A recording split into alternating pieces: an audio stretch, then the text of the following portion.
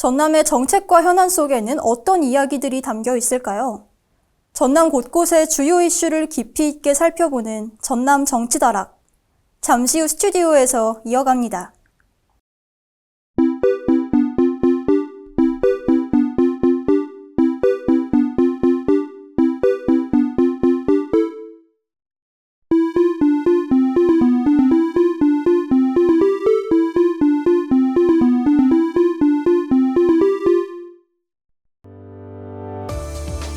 전남의 삶을 돌보는 분들과 더 가까이서 깊이 있는 이야기를 나누는 시간, 전남 정치다락입니다. 오늘은 전남도 의회 김화신 의원 모셨습니다. 안녕하십니까? 안녕하십니까? 네, 5월은 가정의 달이고 또 선거도 있었고 여러 가지 바쁘셨죠? 네, 많이 바빴습니다. 네, 지역민들에게 정말 신발이 닳도록 많이 움직였을 것인데 앞으로도 활발한 또 의정 활동과 정치 활동 부탁드립니다. 네, 먼저 대담에 앞서서 복지TV 시청자 여러분들과 전남 도민들에게 인사 말씀 부탁드립니다. 네, 안녕하십니까. 전라남도의회 김화신 의원입니다. 복지TV 전남 정치다락에 초대해 주셔서 정말 감사드리고요. 오늘 시청자 여러분과 함께 좋은 이야기 나눌 수 있게 되어 기쁘게 생각합니다. 반갑습니다.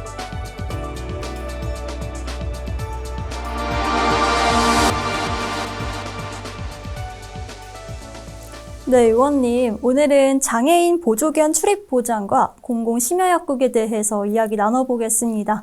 먼저 첫 번째 주제부터 들어가 볼 건데요. 이 장애인 보조견은 단순한 반려동물이 아니라 일상을 함께하는 동반자잖아요. 하지만 그럼에도 불구하고 아직도 출입을 거부당하거나 불편한 시선을 받는 경우가 많다고 들었습니다. 이번 조례에 구체적으로 어떤 내용이 담겨 있나요? 네, 장애인 보조견이라고 하면 아직은 시각장애인 안내견을 먼저 떠올리시는 분들이 많이 있을 것입니다. 네. 실제로는 시각장애인의 이동을 돕는 안내견뿐 아니라 청각장애인에게 소리를 알려주거나 지체장애인의 생활을 돕는 보조견도 있습니다. 네, 그렇군요. 예, 이번 조례는 이러한 장애인 보조견이 장애인과 함께 공공시설이나 다중이용시설을 이용할 때 부당하게 출입을 제한받지 않도록 하기 위한 것입니다. 이를 위해 도민 인식 개선, 교육과 홍보, 관련 기관의 협력 내용을 함께 담았습니다. 조례를 준비하면서 기억에 남았던 목소리나 또한 사례가 있었을까요? 장애인 콜택시를 이용하는 과정에서 보조견을 케이지에 넣어 탑승하라는 부당한 안내를 받았다든지 시각장애인분들이 안내견과 함께 식당 이용을 거부당한 사례를 접하게 되면서 처음에는 하나의 사례로 봤는데 관심을 갖고 보니 비슷한 불편이 계속 눈에 들어오더라고요. 예. 장애인 보조견의 동반 출입은 법으로 보장된 권리인데도 실제 현장에서는 아직 충분히 이해되지 못하고 있다는 생각이 많이 들었습니다. 네, 결국 현장의 불편을 줄이기 위해서는 이 실제 제도 안에 어떤 장치들이 담기느냐가 또 굉장히 중요할 것 같은데요. 이번 조례에 어떤 부분들을 중점적으로 담아내셨나요? 먼저 전라남도가 장애인 보조견 출입 보장을 위해 필요한 시책을 마련하고 지원하도록 도지사의 책무를 담았습니다. 그리고 실제 사업으로 이어질 수 있도록 인식 개선 홍보, 출입 보장을 위한 표지 개발과 배부, 출입 보장 교육을 추진할 수 있는 근거를 마련했습니다. 네. 또 이런 사업을 전문기관이나 관련 단체, 개인이 함께 추진할 경우에는 예산 범위 안에서 필요한 경비를 지원할 수 있도록 했습니다. 결국 이 조례는 보조견 출입을 보장해야 한다는 선언에 그치지 않고 현장에서 바로 이해하고 적용할 수 있도록 홍보하고 교육하고 필요한 지원까지 연결하자는 데 의미가 있습니다. 네, 이번에는 이 도민들의 밤을 지키는 이야기죠. 공공심야약국이라는 주제로 넘어가 보겠습니다. 밤늦게 갑자기 아파서 약이 필요했던 경험 살아가면서 모두 한 번씩은 있으실 텐데요. 구체적으로 이 제도 어떤 제도인지 설명 부탁드립니다. 예, 전남은 조례를 통해 공공심야약국을 기본적으로 오후 8시부터 11시까지 운영하도록 하고 필요한 경우에는 지역 여건이나 약국 시정에 맞춰 탄력적으로 운영할 수 있도록 했습니다. 결국 공공심야약국은 심야 시간에도 도민 곁에 필요한 의학 서비스를 이어주는 생활 밀착형 복지 제도라고 생각하면 되겠습니다.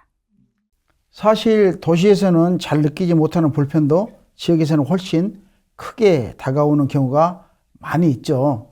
특히 전남에서 생활권이 넓은 지역에서는 심야 시간 의료 공백 문제가 더 크게 체감될 수도 있을 것 같은데요.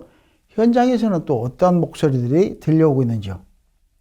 특히 아이가 열이 나거나 어르신이 갑자기 몸이 불편해 하실 때 보호자 입장에서는 조금 더 지켜봐도 되는지, 바로 병원에 가야 하는지 판단하기가 어렵습니다. 네. 이럴 때 약사님께 복약 상담을 받을 수 있다는 건 단순히 약을 구입하는 것 이상 의미가 있습니다. 약으로 대처할 수 있는 상황인지 아니면 병원이나 응급실에 가야 하는 상황인지 먼저 안내받을 수 있기 때문이죠. 예. 제가 이렇게 들었을 때 이 단순히 늦게까지 문만 여는 약국이라고 하기에는 이용 규모도 꽤 빠르게 늘고 있다고 알고 있거든요.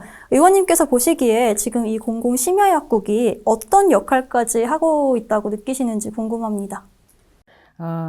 심야약국이 하는 역할들은 일반 의약품 구입뿐만 아니라 처방약 조제와 전화 상담 이런 것까지 이루어지고 있거든요. 그래서 야간에 도민들이 필요로 하는 의약품 이용과 상담 기능을 함께 담당하고 있습니다.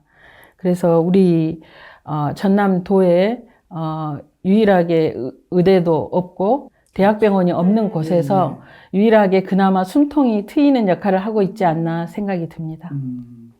앞으로도 이 많은 도민들이 시간과 지역에 관계없이 안심하고 의료 서비스를 이용할 수 있으려면 의원님께서는 어떤 부분이 더 보완이 되고 어떤 부분이 더 활성화돼야 된다고 보시는지요? 네. 공공 서비스는 필요하다고 말만 해서는 안 되고요. 현장에서 실제로 운영될 수 있도록 행정과 예산이 뒷받침돼야 한다고 생각합니다. 네, 앞으로도 꼭 필요한 지역에 안정적으로 운영될 수 있도록 시, 군별 수요를 잘 살피고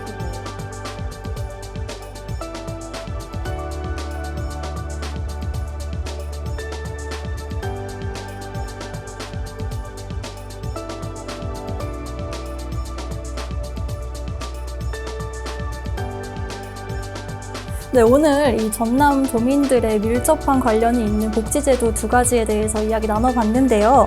아쉽지만 이제 시간 관계상 복지TV 시청자분들과 전남 도민께 하고 싶은 말씀 전해주시죠. 전남은 지역이 넓고 어르신들도 많고 의료 접근성의 차이도 분명히 있습니다. 그래서 더 세심하고 현실적인 정책이 필요합니다. 특히 앞으로 여수 세계 섬 박람회 같은 국제행사도 앞두고 있는 만큼 이런 준비가 결국 전남의 품격을 높이고 더 따뜻하고 포용적인 지역으로 나아가는 길이라고 봅니다. 앞으로도 현장의 목소리를 잘 듣고 도민들의 생활에 실제 도움이 되는 의정활동을 이어가겠습니다. 시청자 여러분과 전남 도민 여러분께서도 많은 관심 부탁드립니다. 감사합니다. 지금까지 장애인의 이동권 보장과 야간 의료 공백 해소를 위해 힘주고 계신 전라남도의회 김화신 의원과 이야기 나눴습니다. 귀한 시간 내주셔서 고맙습니다. 고맙습니다. 네, 감사합니다.